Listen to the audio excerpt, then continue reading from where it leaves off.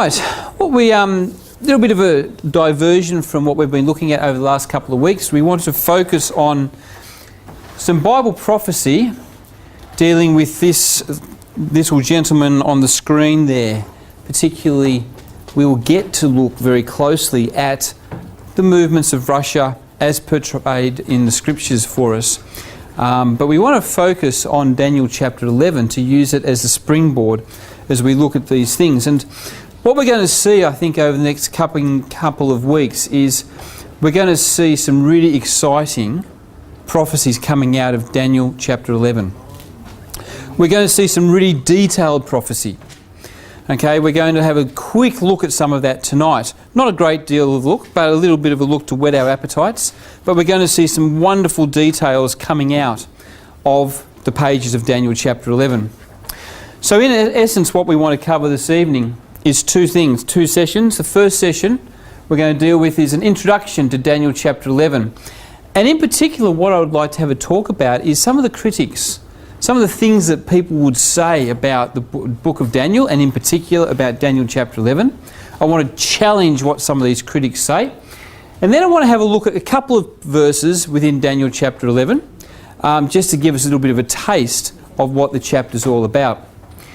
Then after the break, Jared's going to show for us, or talk to us about some final verses for final times, dealing with some of the imagery that we find in Daniel chapter 11. It's going to help us next week when we start to put this into a context of today. So we're going to see things being fulfilled in our eyes around us. What we're not going to do tonight, however, is try to get through Daniel chapter 11. Okay, even with my glasses, I can't read all of that. Okay, that is Daniel chapter 11, verses 1 to 12, or 1 to 11 and 12 to verse 23. Daniel chapter 11 is actually 45 verses long. Okay, so we are not, by any stretch of imagination, going to try and do a verse-by-verse exposition of Daniel chapter 11. On our website, which I'll show the details of that later on, we've actually got an exposition, verse by verse, of Daniel chapter 11. So if you want to go and have a look at that, and we can talk about that most definitely, but we don't want to plan to try and deal with it tonight. Instead, what we want to have a look at, particularly, is some of the critics' claims. To start off with, Daniel chapter 11 is one of the most outstanding and amazing chapters of the Bible. It deals with 135 historically verified events. And it was prophesied at least 250 years before the very first one of those events took place. So a lot of people look at the book of Daniel, and particularly chapter 11, and they say, whoa, this is just too detailed. This cannot have been written by someone who lived 200, 300 years before these events took place. So what they say is, look, whoever wrote Daniel, it can't have been the man Daniel at the time when Darius reigned, at the time of the Babylonians, the time of the Jewish captivity. They said, look, it just can't work. You can't be that detailed. So what they say is, some of the critics, they say, well, look, it has to have been written by someone living around about the time of 167 BC. Okay, 167 years before Christ. They say that's when it's got to have been written. It's too detailed, because that's what the chapter's dealing with. Those times, particularly around 167, through the Maccabean revolt against the Seleucid Empire, okay, they say it's too detailed. You can't speak 200 years prior and get it exactly right. Now, the question I've got with that is, why can't God do that? Why can't God get things exactly right 200 years beforehand? I want you to turn to John chapter 13. Because we're going to see in John chapter 13 some words of the Lord Jesus Christ. Now, the setting of John chapter 13, it's coming up to the time at the end of the life of the Lord Jesus Christ. He's got the disciples all together in the upper room. And he's really, really concerned about them. because he knows within about 4 to 5 hours things are going to start getting really, really tough. He knows that the priests are going to send the temple guards to take him. He knows he's going to get abused. He knows he's going to be tried. He knows he's ultimately going to be hung on a cross. And he knows that even though for 3 years he's been telling his disciples that this is what's going to happen, they don't get it. And so he says to them in chapter 13 and verse 19.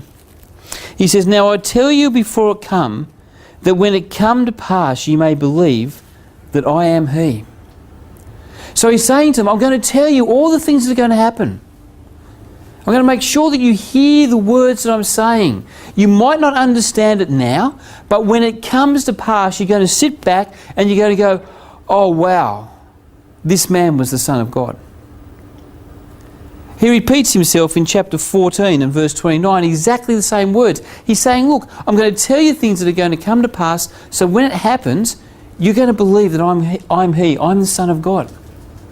Now, if the Lord Jesus Christ had the ability to talk about events that were going to take place in 24 hours' time for the strengthening and for the help of the disciples, why can't Almighty God give to a prophet Daniel, some detailed accounts of a really hard time in the nation of Israel to give them some strength to know that God is actually in control?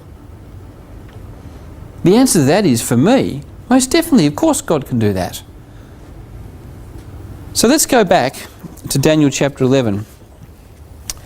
As we're turning up there, there's 3 main points that the critics accuse Daniel of. The first one is what we've touched upon. They say, look, everything is too detailed.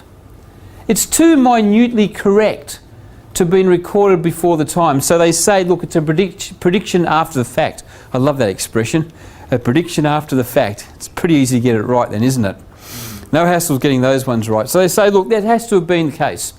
It's got to have been created by a character, long after the events, put back into the mouth of someone who occurred many years prior.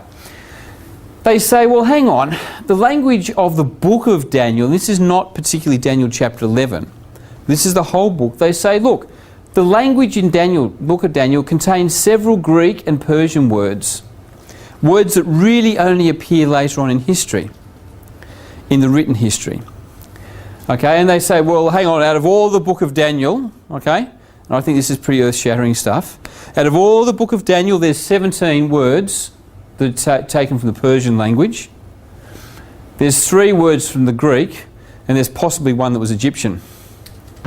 So you go, that's pretty earth-shattering, isn't it? Considering that's only 20 verses of Daniel chapter 11, there's 12 chapters in the book of Daniel. And these critics are worried about 17, 20, 21 words. Okay?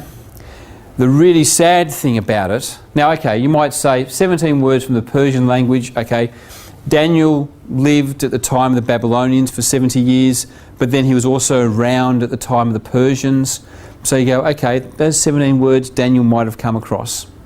Yeah. All right, but they say, oh, well, look, there's 3 Greek words, and the Greeks really didn't come to power until, 300 years later. So they say, got you. Let's have a look at what some of those words are. Daniel chapter 3. The 3 Greek words appear in one chapter of Daniel. They appear in 4 different verses, and they're all talking about musical instruments. Okay, Daniel chapter 3, and at verse 5, and at what time ye hear the sound of the cornet, the flute, the harp, the sackbut, the psaltery, the dulcimer, and all kinds of music, ye fall down and worship the golden image of Nebuchadnezzar. That expression about the list of the instruments that occurs 4 times in verse 5, verse 7, verse 10, verse 15. Okay, dealing with musical instruments. So 3 of those musical instruments have Greek words. Now, if you're really honest with yourself, you say, hang on, the Greeks were around a little bit before they became a world empire. The Greeks were known to have the ability to sail around the edges of the Mediterranean, and they were maritime. They did trade. They stopped at ports along the coastline. There's every possibility that these instruments cropped up at some way. We're also talking about a king who had conquered, at this point in time, Nebuchadnezzar had conquered the whole world, right up to the borders of Greece. So why couldn't he have brought back one of these types of instruments, these Greek instruments?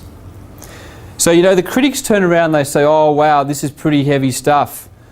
You know, there's words in this book that could not have occurred at the time of Daniel. But when you look at it, when you look at exactly what they're saying, you find it to actually be quite ludicrous. 3 instruments is what they're going to try and say turns the record as to whether it's been inspired or whether it's absolute hoax.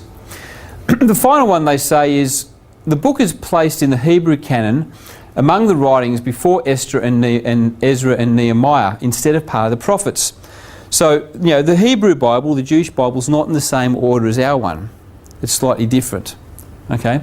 So, and they say the book of Daniel to the Jews is treated as one of their histories, not as one of their prophets. So in the Jewish Bible, Daniel doesn't live with Isaiah, Jeremiah, Ezekiel, Hosea, Joel, Amos and all those other little ones.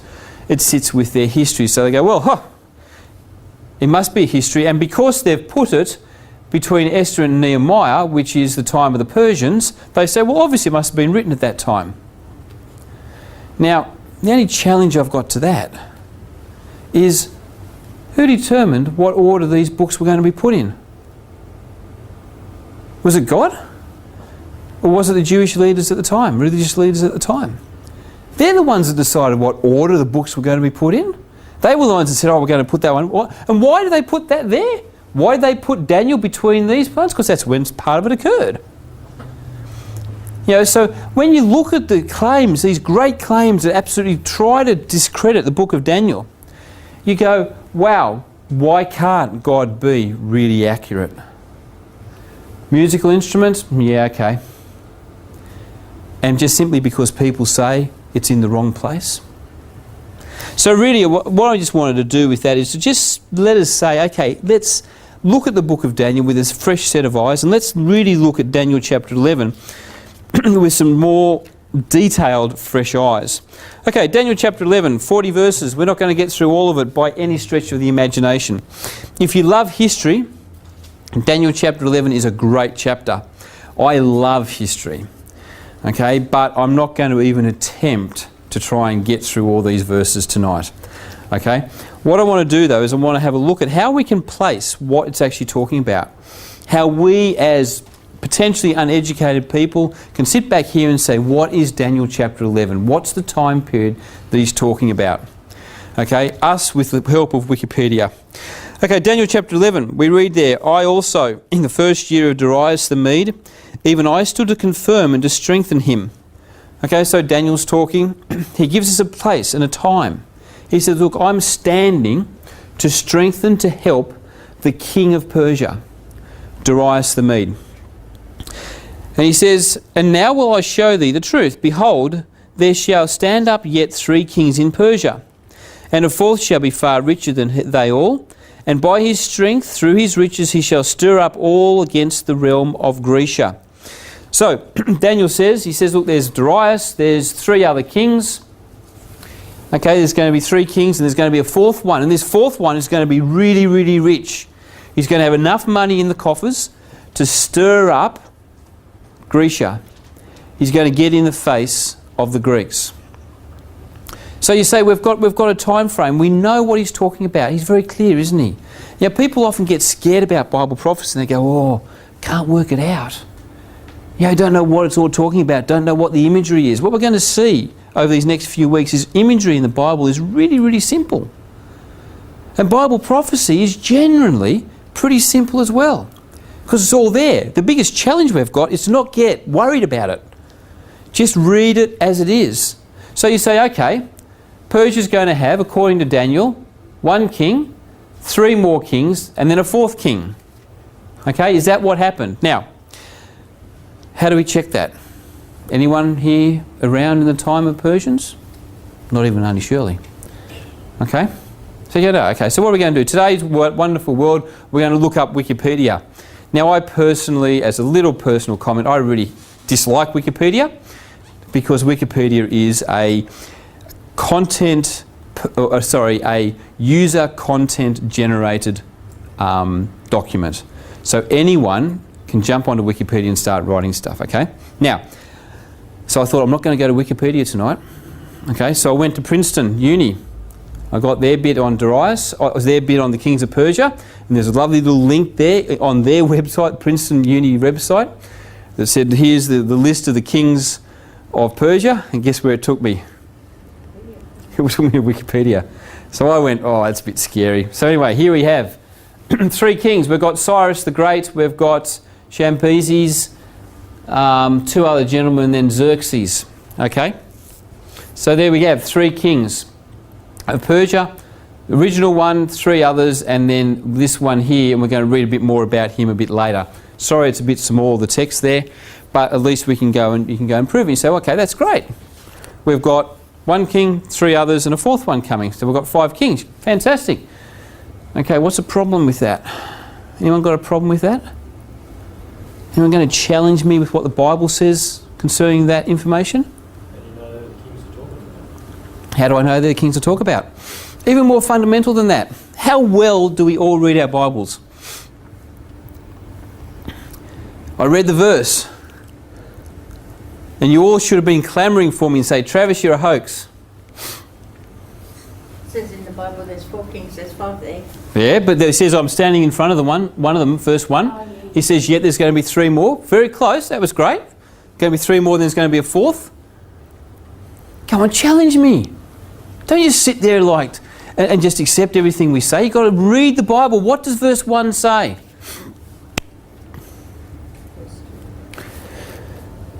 What does verse 1 say? Darius the Mede. Is his name up there? Ah. It says Cyrus, doesn't it? Cyrus, well, if he was number 4, if this is Darius the first, then is that the one that Daniel was standing before in around about 522 BC? That would make Daniel very old. Okay? Well, you see, Darius, there was a Darius the Mede, this gentleman here, king of Media, which then became Persia. Okay? And it's interesting, he lives around the time when Daniel was, so that's when he entered office and when he left around about then. Interestingly here, died at Babylon of an old age, but he co-reigned with Cyrus the Great. Okay? So the Bible's very, very particular about what it says. Daniel says, verse 1, he says, look, I'm here, I'm helping out Darius the Mede. And where was Daniel? Where did Daniel live? Daniel lived in Babylon. So Daniel was helping out this man here. All right? But he was co-reigning with Cyrus the Great.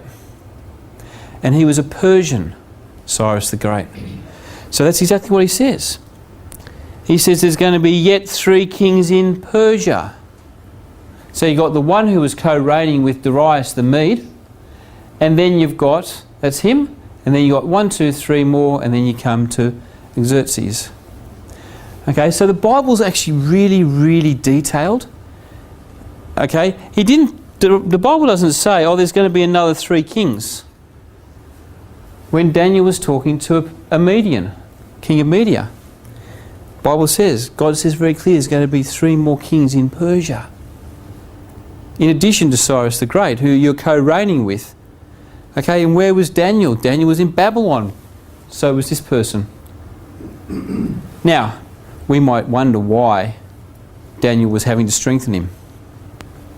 It says there, doesn't it? Stood to confirm and to strengthen him. All right? Now, the 4th king. Well, just have a look at some of these comments. The 4th king here, Xerxes. Okay, great king. Lived around about 485 BC to 465 BC. Okay? Did he do anything significant? Does anyone know anything about this gentleman? He had great goals, aspirations. Talk about, I mean, if he'd written his aspirations down in primary school, they would have been rule everything. Okay? Has anyone here seen the movie 300? Yeah? No? We're all going to say, oh good, wasn't... Wasn't worth watching anyway. Yes, it was. That was the Greg movie. I knew you probably would have seen it, Ed. Okay, what did this man do? He invaded Greece. Okay, so you've got to think about it geographically. A little bit further on, I've got some maps. Geographically, Medo-Persia had all the Middle East and just about everything going off to the east. Okay, so if this is thinking, you're looking at the map, this is the Mediterranean, India's down here, Middle East is here. You know, basically Persia had all over this area here. All right, Persia, Iran today, you know, Iraq and Iran today. But he said, that's not enough, I want to go and invade Greece. So, you know, he started picking a fight with Greece. Okay, and down here you've got two lines in Wikipedia about the Battle of Thermopylae, maybe, is that how you might say it? Okay, where the 300 Spartan soldiers stayed in a pass and basically stopped the Medo-Persian army as it moved into the mainland of Greece. Yeah, Glenda, you're going to say so? No? Okay, so, you know, Daniel again is very clear. He says, look, he's going to stir himself up against the realm of Greece. But, you know, he didn't win. Okay, he got through those 300 soldiers and some skirmishes in, but basically the Greeks stopped them, pushed the Persians back. Okay, because, why? Verse 3, a mighty king shall stand up that shall rule with great dominion and do according to his will. And when he shall stand up, his kingdom shall be broken. So again, the words that the Bible uses is very specific. It's very clear. He says, look, this mighty king is going to stand up, do according to his will. He's going to stand up, his kingdom is going to be broken, shall be divided toward the four winds of heaven, and not to his posterity, nor according to his dominion, which he ruled. For his kingdom shall be plucked up, even for others besides those. So, you think, oh, what's that all talking about? It's talking about, so, you know, chronologically, you go through the kings of Persia. Who's the next great king in the world history? Alexander. It's Alexander the Great. Now, what do we know about Alexander? He was a young upstart. Okay, I think he was dead and buried by the time he was 33? Okay. He ruled from, I wrote this down here, he ruled from 336 to 323. Okay, and in that time he basically completely overran the Persian Empire. Victory after victory after victory. Took dominion of the whole lot. Literally just before he died, he sired a son who was born actually after his death. Okay, but he died. And he left this huge empire. He didn't have a grown-up son, not at 33. He had a child that was not even born at the time of his death. So his kingdom was left to people that were not his posterity. Okay, his child was actually killed 13 years later. Okay, because what happened is his four major generals basically fought over his territory. So this is what God's talking about. It's going to be divided towards the four winds of heaven. And if we look at a... why is this not working on me? Oh, technology's died on me.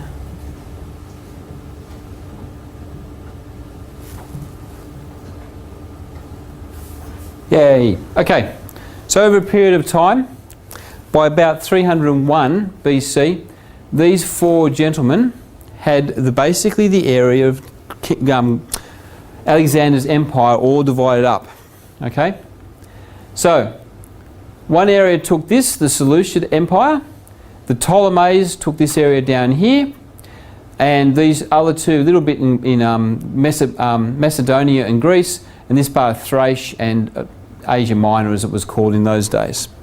Okay, that's the division of the empire by roughly around about 301 BC. Exactly what the Bible says. Okay, it's not going to go to his children. It's going to be all broken up. It's not going to be kept as one dominion as he had it. It's simply going to be broken up. Now, over time, fairly quickly, these two kingdoms, remember there was a kingdom here, all right, and there was this kingdom here. Very quickly, over time, the Seleucid Empire took all this area here, right across, and the Ptolemy Empire took this area here. Now there's Egypt down here. These two sort of remained separate from all of this. Now, what we find when we look at about verse 5, we're introduced in Daniel chapter 11 and verse 5 to an expression about the king of the south shall be strong. Okay? The king of the south shall be strong, and one of his princes, and he shall be strong above him and have dominion. His dominion shall be a great dominion. Further down here, we're introduced to the king of the north. Okay, and if you were to get a colouring pencil out and go through the book of Daniel chapter 11, you will find the king of the north is spoken about quite a bit.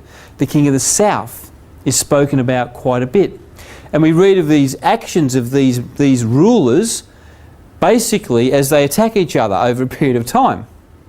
All right, now coming back to the map, any guesses for who's going to be the king of the north? The Seleucid Empire. The king of the south? The Ptolemaic Empire. Okay, why is it north and why is it south? Because everything in the Bible is almost consistently considered in light of Israel. There's the Holy Land.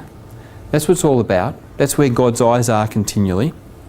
So if you're standing there, you've got the king of the north, which are these guys here, and sort of over here. You don't really hear much about anything that actually happened over there for a long time. And you've got the king of the south, area down here. All right? So what you find is in Daniel chapter 11, a lot of detail about the king of the north and the king of the south. You know, details that talk about he's going to be strong, he's going to have a prince, and this prince is going to push the king of the north. Then the king of the north is going to try and make a pact by marrying the king of the south's daughter. Okay? And when you go through history, you'll find this is exactly what happened. There is a lot of documented history around about 200 BC, right down to 168 BC, that actually right down to some of the, you know, just turning over the page in Daniel chapter 11, it talks in verse 27, and both these kings' hearts shall be to do mischief, and they shall speak lies one to another. And that is exactly what happened when you come to those verses. You know, both these kings at the time, they entered into these agreements not for any purpose of actually trying to uphold them. It's just that they needed to get away with what they wanted to do at the time. So the Bible comes along and says, this is what's going to happen. These men are going to enter into agreements, but their heart is going to be to do mischief. Now, I'm not going to try and get through all of this because I could speak about this for hours, all right? Don't worry, Les, it's okay. All right? I love this period of history, all right? But go to have a look at our website. All right, I'm pretty certain that's the right address, is it, Jared? Okay, it's got verse by verse notes on what happened all the way through Daniel chapter 11. Okay, if you've got any questions, let's talk about it next week. Okay, so please have a look at it.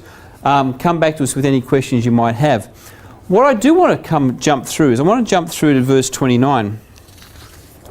You see, in verse 29, we read of the fact that at a time appointed he shall return. Now, the he, at this point in time, is the king of the north.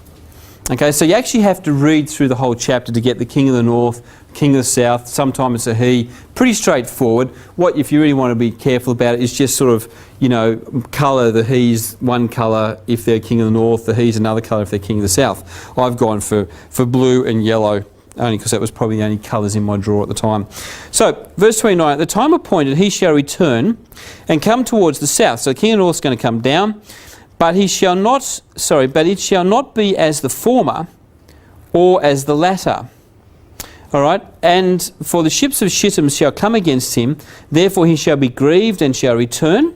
Okay, so when you think about it, you work through it, the king of the north is going to come down. Okay, but it's going to be a bit different. Okay, it's not going to be the same as times before. And this is talking about a chap by the name of Antiochus. He comes down at this particular time. Previously, he absolutely annihilated the king of the south, absolutely decimated them. Okay, but this time he only gets so far.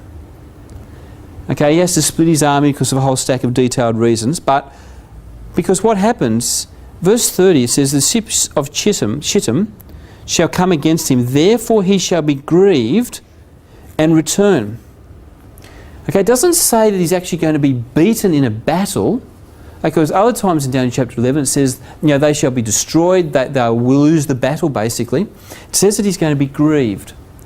Now what actually happened, and this is around about 168 BC, is that as the king Antiochus comes down against Egypt, the Ptolemaic king at the time turns around and asks for help from the Romans. Okay, so Rome was a power that was really coming on the fore at this point in time. Okay, Romans' armies had been marching through all of Europe. They'd conquered all of Gaul, almost all of it.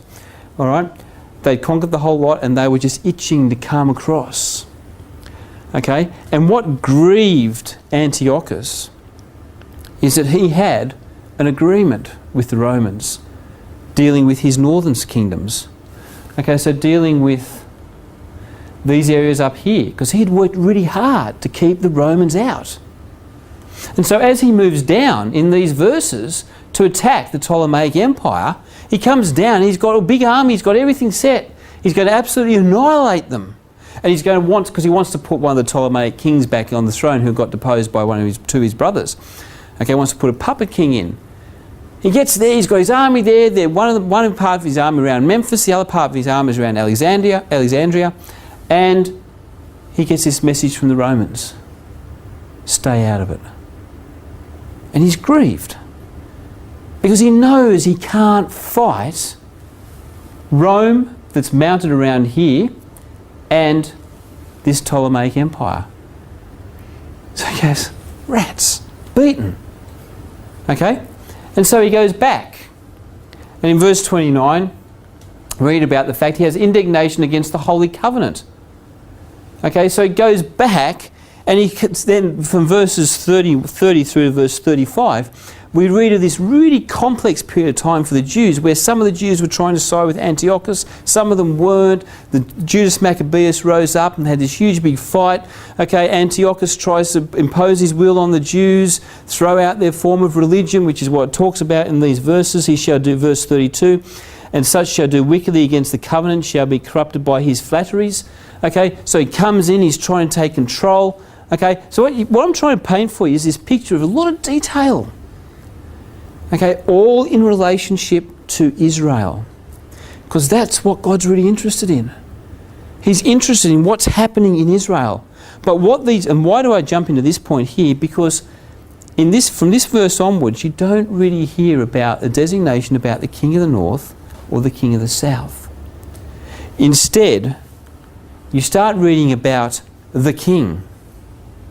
Okay, the king shall do according to his will, and shall exalt himself. Okay, the king, neither shall he regard the God of his fathers. Okay, so what we're introduced to, and this is verse 36 and verse 37, we're introduced into a time that's really quite significant. That little expression, he shall have no regard for the God of his fathers, that is a really significant comment. Because very rarely in history does a king go against the God of his fathers. They tend to always maintain the same form of religion. Okay, but there came a power on the earth that didn't do that. And the only one that I know of that was in that situation was Rome. Because 400 years later, to verses 30 to 31, 32, 34, Constantine, in 312 AD, turned around and said, I'm not going to regard the God of my fathers anymore. I'm going to turn from the God of my fathers and I'm going to accept the God of the Christians. And so what we find here is this change in Daniel chapter 11, this change that says we're no longer talking, particularly in this area, about the king of the north, the king of the south. We're talking about another king that's going to do what he wants. Another king that's going to mix religion with politics. And that Rome, that king started with the Roman Empire that became the Holy Roman Empire and carried on down through time into Roman Catholicism. So what you've got in this chapter, and that's why I thought this is really interesting, this change, that's what I'm saying, a change of rulers. You've got a significant change towards the end, about verse 36, 37, 38, up to about verse 40, that talks about a different sort of a power to what we've read of so far.